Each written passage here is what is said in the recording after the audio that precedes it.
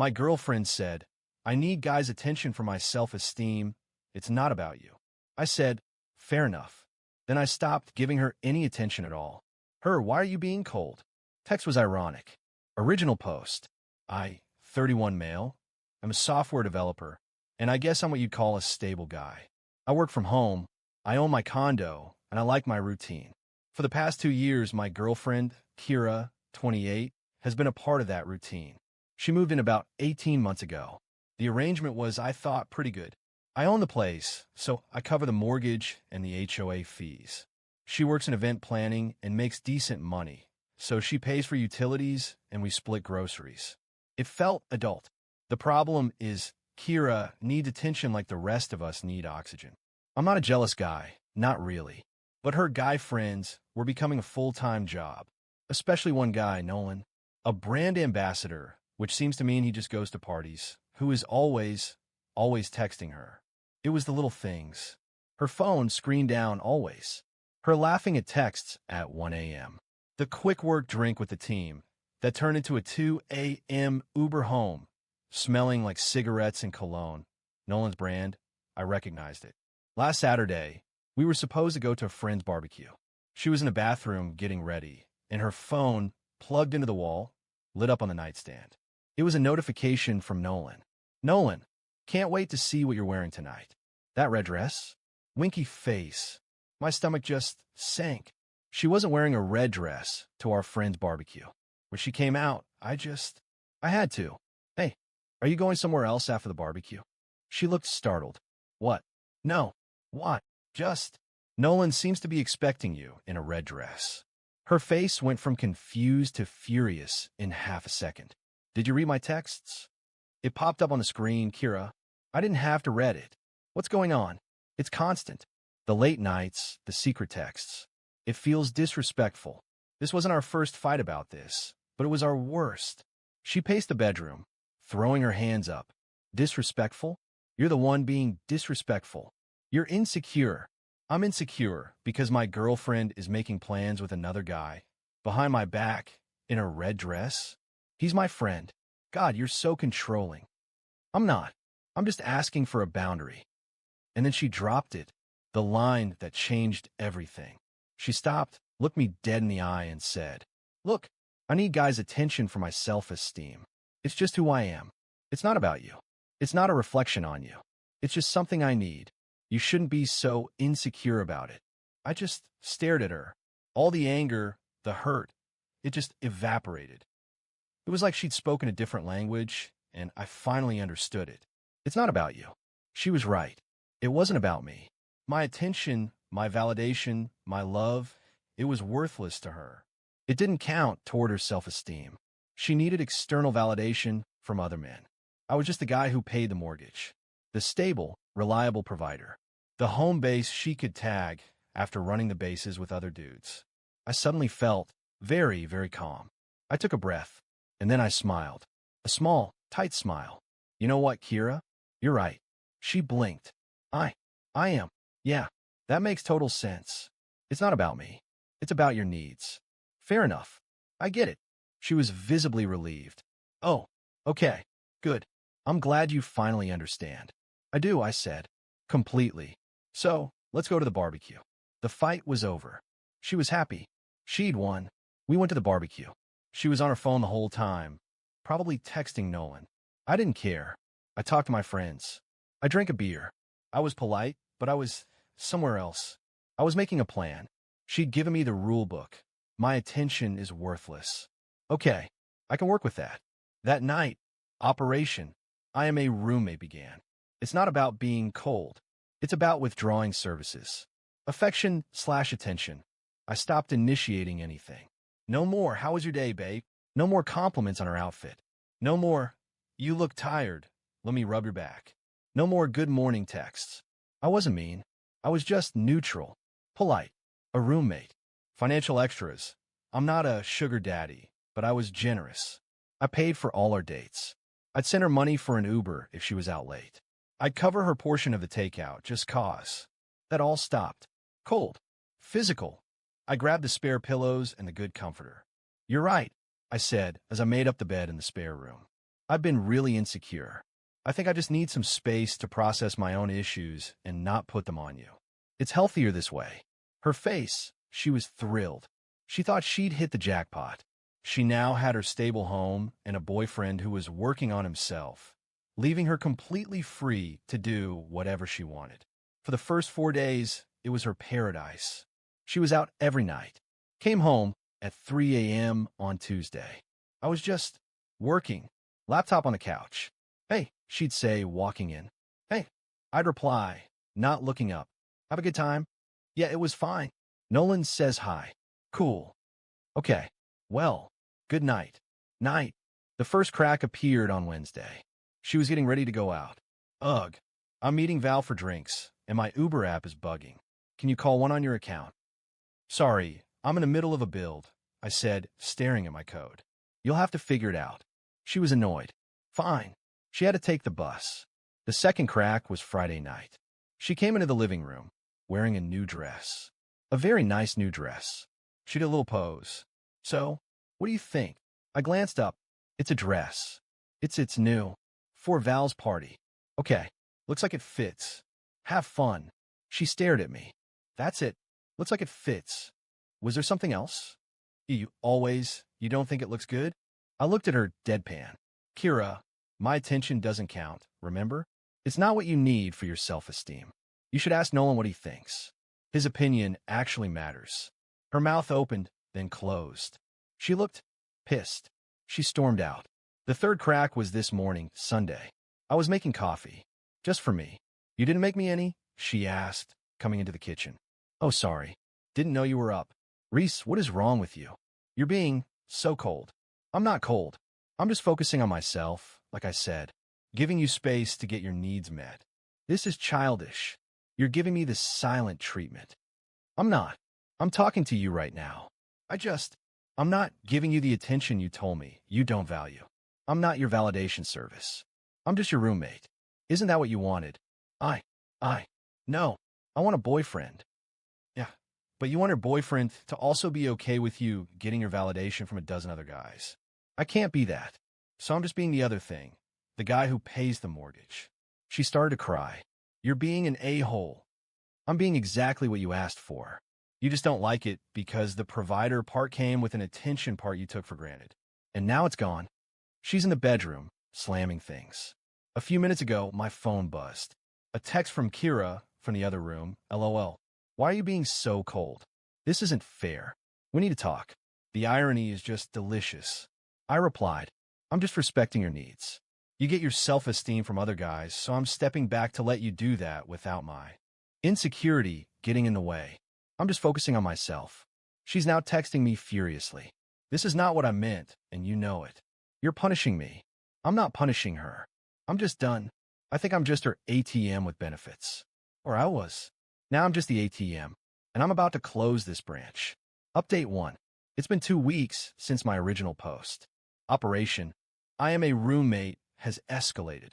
I honestly didn't think it would get this crazy. After my last post, Kira tried a new tactic, total war. She realized the crying and anger wasn't working. So she decided to try to force my hand by making me jealous. She was out constantly with Nolan. I'd wake up in the spare room, and she'd already be gone. She'd come home at 4 a.m., reeking of booze and perfume, and make as much noise as possible. She'd be on the phone with him in the living room, laughing obnoxiously loud. Oh, Nolan, stop. You're so bad. No, he's right here. Yeah, he's working on his issues. It's so much better now. I feel so free. I just put on my noise-canceling headphones and kept coding. I'll admit, this part hurt. Hearing her mock me? That was a knife twist. It wasn't just that she needed attention. It was that she despised me. It was my one moment of vulnerability. I sat there, headphones on, no music playing, just listening. And I felt so stupid. For the 2 years I'd spent loving someone who clearly saw me as a pathetic chump. That night, the hurt turned into something else. It turned into resolve. The financial side really started to pinch her. Hey, my car insurance is due. Can you cover it? I'm a little short. Me, sorry I can't. My budget is tight. Tight? You make 3 times what I do. You always pay for it. Me. My financial situation has changed. You'll have to handle it. Her. What the hell, Reese? I'm going to be late. I have to pay this. You're financially abusing me. Me, no. I'm just not paying your bills anymore, Kira. We're roommates. We split utilities. That was our deal. Car insurance for your car isn't a utility. She had to call her friend Valerie to borrow the money. She was seething. But the Real story, it's not about Nolan. It's not even about the attention. That was all just a distraction. Yesterday, I got the mail. Standard crap. A water bill, some junk, and a bill from Red Dot Storage. I don't have a storage unit. I looked at the bill. It was addressed to me. Reese, my last name. Unit 432. Past due, $155. My blood went cold. I called the storage place. Me. Hi. I just got a bill for a unit I don't remember opening. Can you check on this? Woman. Sure, what's the name? I gave her my info. Woman. Yep, Unit 432. Looks like you opened it online about 6 months ago. We have Akira, her last name, listed as an authorized user. 6 months ago. Me. What's the payment method on file? Woman. A Visa, number ending in 8221. Not my card. Her card. But the unit was in my name. With my social. I checked my credit report. Yep. A hard inquiry from Red Dot Storage 6 months ago. She used my personal information, my FING social security number, to open a storage unit in my name that she was paying for. Why? So when she defaulted, which she just did, the bill would come to me. The hit would be on my credit. I was shaking. This wasn't just a breakup. This wasn't a girl who needed attention. This was a con. A long-term, calculated con. I drove to the storage unit. I told the woman at the front I was the primary account holder, I'd lost my key, and I needed the lock cut. I showed her my ID. It matched the account. She cut the lock. I rolled up the door. I was expecting, I don't know, her winter clothes? No, it was full. There were designer bags I'd never seen. Boxes of new shoes. There was furniture. A beautiful, expensive-looking velvet armchair. A new flat-screen TV, still in the box. A whole set of expensive-looking luggage. It was a hoard.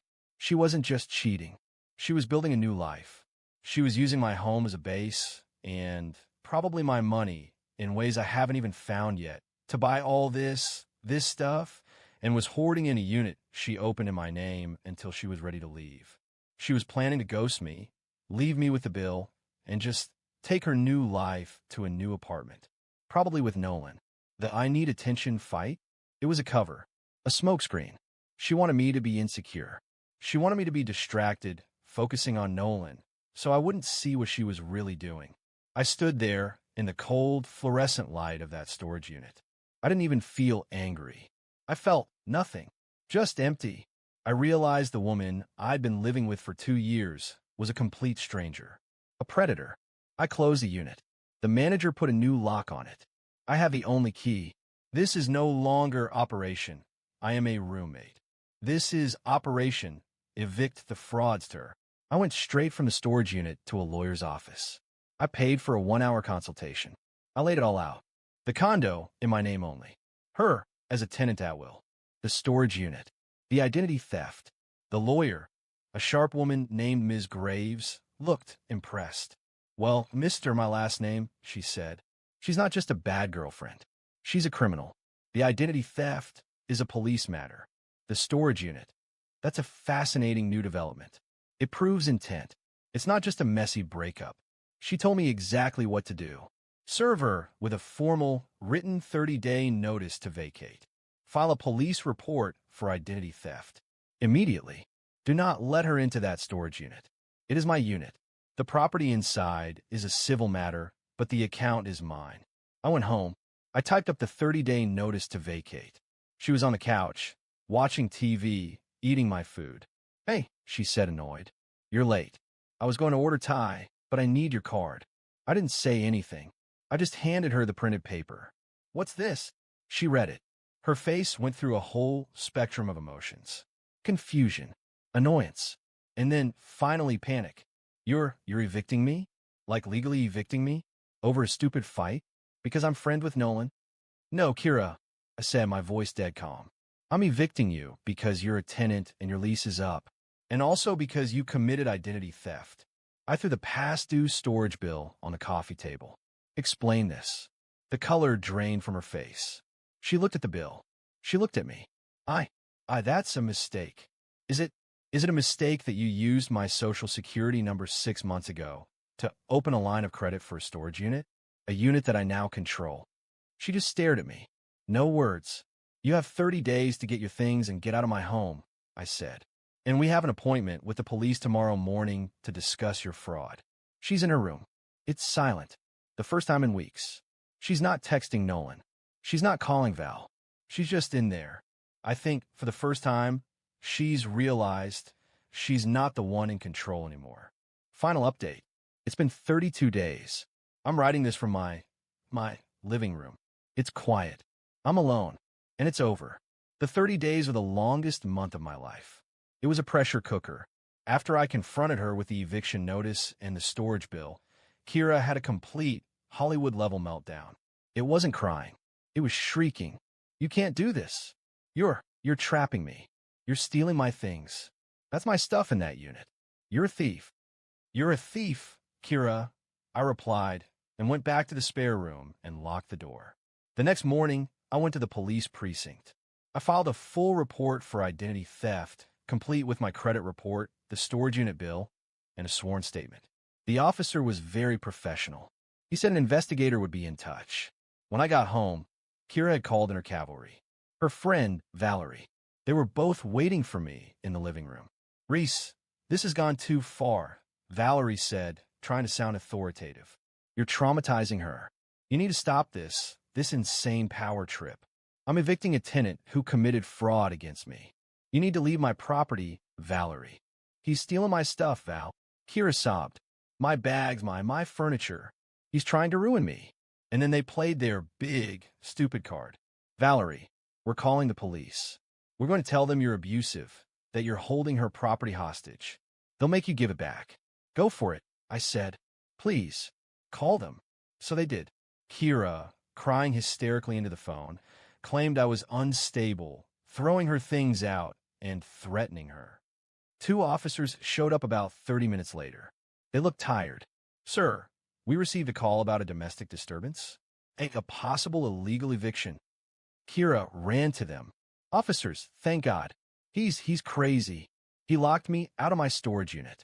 He's stealing all my property. He's throwing me out on the street. The older officer looked at me. Sir, what's going on? I have my folder ready. Good afternoon, officers. This is my condo. I handed him a copy of my mortgage statement and my ID. My name only. This is Ms. Kira's last name. She has been a tenant at will here for 18 months. This is a copy of the legal 30-day notice to vacate I served her 2 days ago. She is not being thrown out today. The officer nodded, reading the paper. She's claiming you're stealing her property from a storage unit? Ah, yes. That. I handed him the other folder. This is a copy of a bill for a storage unit from Red Dot Storage. As you can see, it is in my name, Reese my last name. This is a copy of my credit report, showing the hard inquiry from 6 months ago. And this is the police report I filed this morning for identity theft against Ms. Kira's last name for opening that account using my social security number without my knowledge or consent. I will treasure the look on that officer's face for the rest of my life. He looked from the police report to Kira, back to the report. Ma'am, he said, his voice suddenly 10 degrees colder. Are you claiming that Mr., my last name, stole property from storage unit? That is in his name? Kira, but it's my stuff inside. He's holding a hostage. Officer, ma'am, the account is in his name, and he has a pending police report against you for opening that account fraudulently. Is that true? Did you use his information to open this account? She just went silent. Valerie tried to step in. He's just being controlling. This is a civil matter. Officer, ma'am, identity theft is a criminal matter. Right now, he pointed at Kira, are the only one here who's been accused of crime. This is a civil eviction, and he is following the law. Your property inside the unit is a civil dispute you'll have to take to court. but he has no obligation to let a person who allegedly stole his identity have access to an account that is legally his. Now, I suggest you and your friend, he looked at Valerie, leave. There is no domestic disturbance here. Kira crumpled. Valerie just looked stunned. They left. The cops gave me a good luck, sir, look, and left too. The next 28 days were quiet. Kira was a ghost. She was desperately trying to find money and a place to live. Nolan, predictably, was gone. Vanished. Blocked her number, probably. The attention she needed so badly dried up the second it came with criminal charges and no financial perks. She got a call from the police investigator. I know because I heard her on the phone, crying and saying, it was a misunderstanding. The revenge wasn't some big, flashy thing. It was slow, methodical, and legal. I gave her a deal, drafted by Ms. Graves. I would agree to not press forward with the criminal charges for identity theft. In exchange, she would sign a legally binding separation agreement. This agreement stated that she forfeited all property in the storage unit as payment for the fraudulent use of my credit and the months of unpaid rent on the unit. My lawyer said this was legally cleaner than trying to get the $900 back from her, which she didn't have. She had to be out on the 30th day, no exceptions. She was trapped. She had no money for a lawyer. She was facing a felony charge. She could lose her stuff, or she could lose her freedom. She chose her freedom. On the 30th day, this past Tuesday, she moved out. Her parents had to rent a van. They showed up. Her dad wouldn't even look at me. Her mom just looked so sad. Kira tried one last time. Reese, she said, tears in her eyes. I'm sorry. I messed up. I was scared. I do need you. That attention stuff, it was just stupid. Please, don't do this. I just looked at her. It wasn't stupid, Kira. It was a strategy. You needed my attention to be off you while you planned to rob me. You just miscalculated. Goodbye. I closed the door. I'm now in the process of clearing out that storage unit. I'm selling all of it. The velvet chair, the new TV, the designer bags. I've already made back the $900 in fees, plus my lawyer's retainer. The rest is just, I don't know, a bonus. The attention she needed so badly was just a symptom. The disease was entitlement. The disease was fraud. I feel stupid for falling for it. But I also feel strong. I didn't yell. I didn't beg. I just collected the data, called a lawyer, and executed the plan. I'm changing all my passwords and my locks. Again, just in case.